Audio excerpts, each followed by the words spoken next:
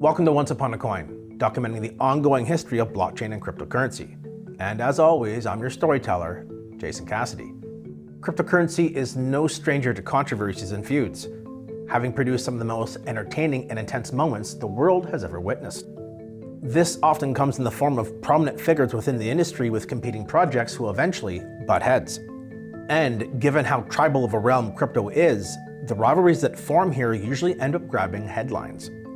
It's a tale as old as time itself, mixing game-changing technology in with some high-powered people, and then adding in a few trillion US dollars that are up for grabs.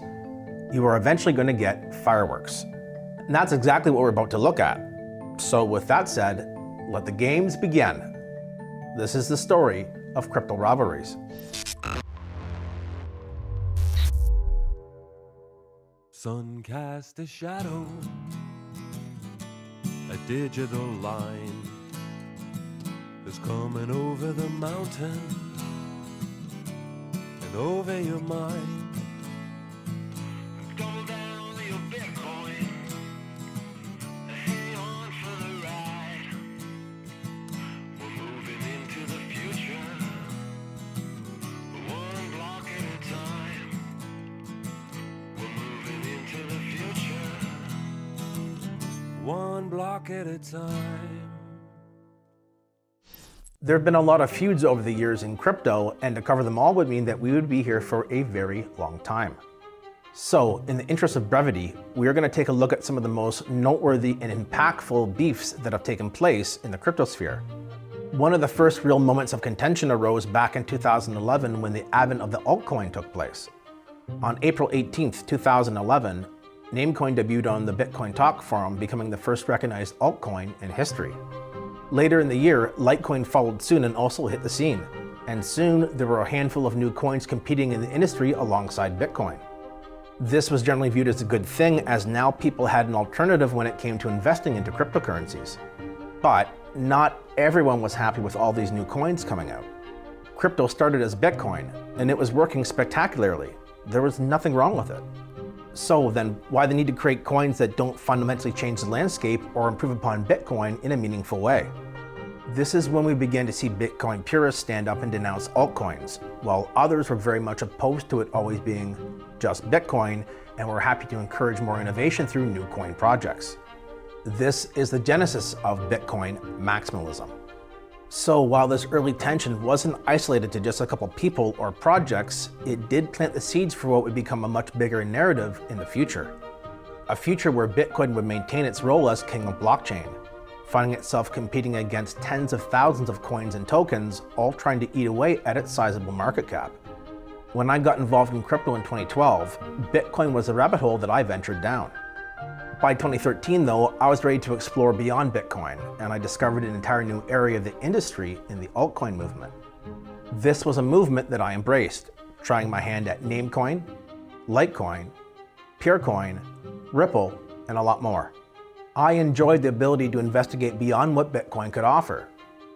And I recall that not everyone felt that way. There are a lot of people who will not touch altcoins, even back then.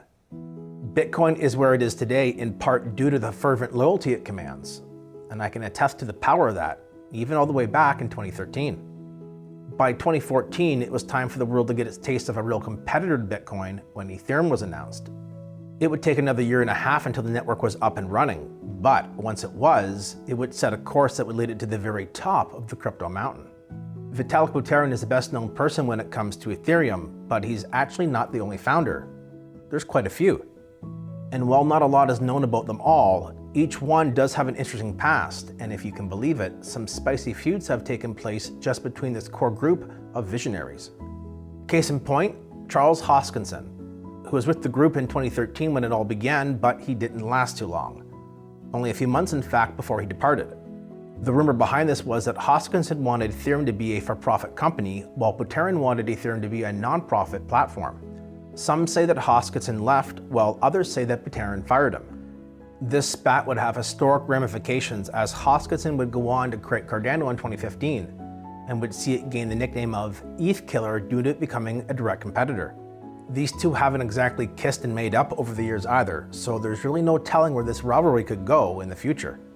Gavin Wood joined the group in 2014, taking on the role of CTO at the Ethereum Foundation, instantly becoming one of the most important developers the network had.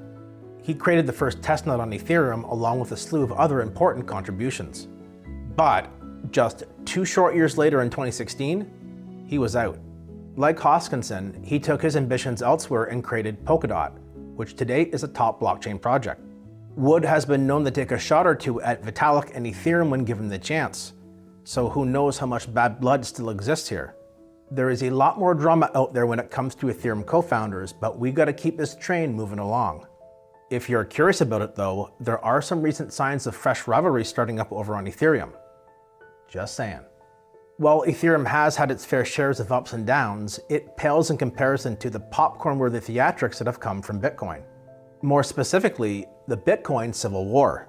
Now, if you're not familiar with the Bitcoin Civil War, then I can sum it up for you by saying that there are 3 versions of Bitcoin: BTC Bitcoin, BCH Bitcoin Cash, and BSV Bitcoin SV, that are all competing for recognition as the official, one and only, version of Bitcoin. Yeah, it's a complex and ugly situation at times, but the point here is that there's so much at stake at this war that this has naturally produced some very heated and nasty moments. One of the leading figures in the entire cryptocurrency sector is Bitcoin Jesus himself, Roger Ver. His knowledge about the industry is only exceeded by his passion for decentralization in crypto, specifically Bitcoin.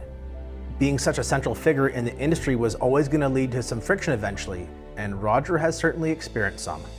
This can be seen when he came toe-to-toe with outspoken Bitcoin developer Jimmy Song. In 2018, the duo was set to debate the merits of Bitcoin BTC versus Bitcoin Cash, the version of Bitcoin that Roger was supporting.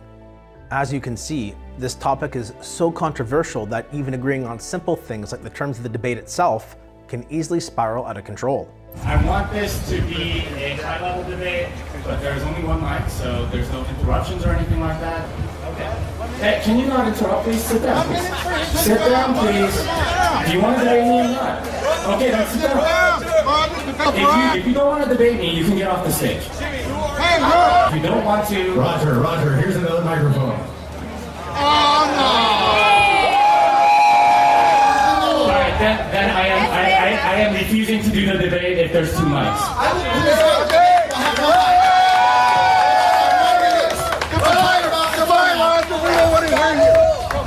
The Bitcoin Civil War has created many iconic moments in crypto's storied history. One of those moments that enjoys a lot of replay value is the spat between Craig Wright, the self-proclaimed creator of Bitcoin, aka Satoshi Nakamoto, and Vitalik Buterin that took place at the Economy Conference in 2018. The people on stage at the time weren't even part of the action here either, if you can believe it. After giving a presentation on Bitcoin in which he heavily criticized the Lightning Network, Bitcoin BTC's Layer 2 solution, Wright took a seat as the host began to take questions and comments from the crowd. When the microphone was passed to Vitalik Buterin, the temperature in the room started to cook. Wright got an earful from Buterin, who claimed he was clueless when it came to scaling the Lightning Network, calling him an outright fraud. The two went back and forth until one of the Lightning Network's founders stood up and chimed in, claiming that even he did not understand Wright's presentation. He claimed that in the context of selfish mining, gamma can be less than 0, which is an absolutely nonsensical claim that makes no sense because gamma is the percentage of the network that is colluding with the miner, which by definition is between 0 and 1. So given that he makes so many non-sequiturs of mistakes, why is this fraud allowed to speak at this conference? Yeah. I don't know. I wasn't expecting that. It's very simple. Negative probability means you pay the other people.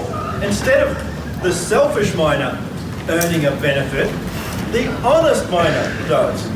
That's what negative. I wrote the Lightning Network paper. I straight up don't understand your presentation. I'm sure the rest of the audience is not as well.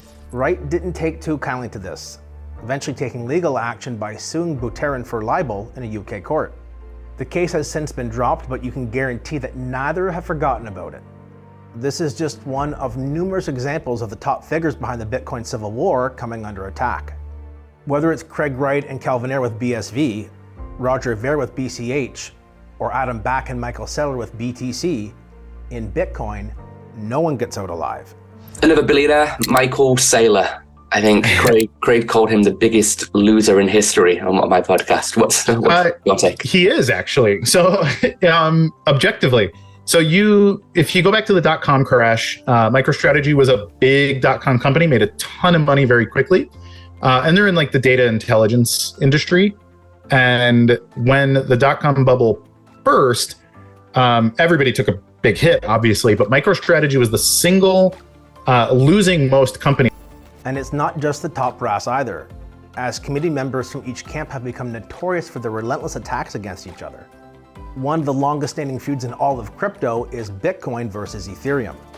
They're the number 1 and 2 blockchain networks in the world as of this recording, and those are positions that they've held for a very long time now. So it shouldn't shock you to discover that 2 people that we've already mentioned here for being outspoken, Jimmy Song and Vitalik Buterin, pop up again. They've gone at it countless times over the years, criticizing each other's work and questioning the validity of the networks they support. This back and forth is pretty much the status quo in crypto, in case you were wondering, as neither side is ever going to admit that the other is better. Another rivalry in crypto that is alive and well is the one that exists between Ripple and Stellar. This one speaks for itself once we look into its history a bit. Ripple launched in June of 2012, and Jed McHale was one of the co-founders, having previously sold the Mt. Gox exchange to Mark Karpelès 1 year prior. By 2013 though, McHale would leave the Ripple project and would go on to create the Stellar network 1 year later in 2014. The similarities between Ripple and Stellar are too hard to ignore, with them having the same founder and in many instances the same focus on use cases. This has created a scenario where both are competing to be the dominant cross-border payments network within crypto.